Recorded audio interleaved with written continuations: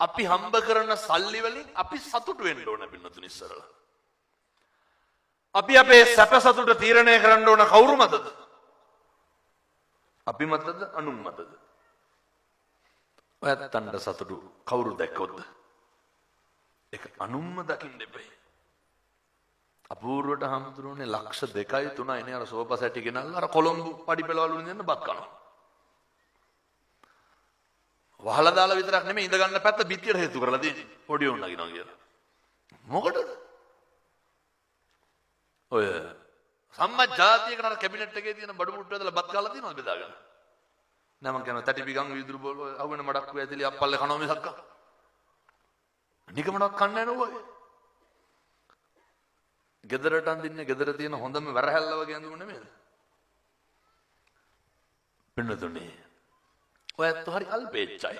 ප්‍රශ්නයක් නෑ ඒක හොඳයි. හැබැයි විතකදී අපි පුදුම විදියට උත්සාහ කරනවා. අපි සතුටු වෙන්නේ නැතුව අනුන්ට පෙන්නලා අපි සතුටු වෙන්න.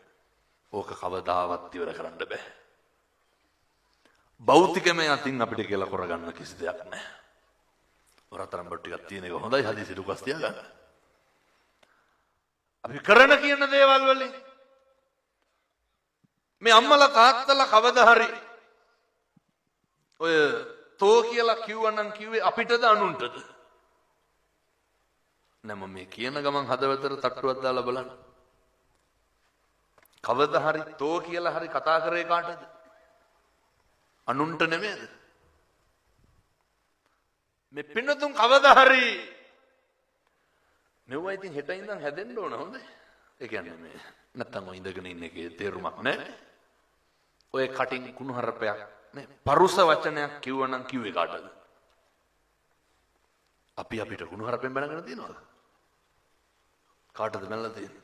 අපිටද අනුන්ටද? අනුන්ටනේ. මොකටද අනුන්ට කුණුහරුපෙන් බැනලා අපි පව් පුරවගන්නේ? පැහැදිලිද මං කියන එක? බනින්නේ අනුන්ට පව් පිරෙන්නේ කාටද? මේවා මේ මහ දේවල් නෙමෙයි හරි සරලයි. පැහැදිලිද පින්නතුන්ට? හෙට ඉඳන් වැඩේ කරන්න විතරයි තියෙන්නේ. මට කියන්න. ඔයත් ඊර්ෂ්‍යා කරා නම් ඊර්ෂ්‍යා කරේ කාටද? කාටද? අපි කවදාවත් අපි අපිට ඊර්ෂ්‍යා කරලා තියෙනවද?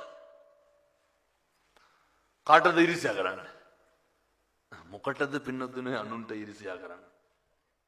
ඒ අකුසලයේ පාපය කාටද? අර මේ පැත්තේ වල අස්සසම තියෙනවද? සමෘද්ධිය කිව්වේ ඉස්සර.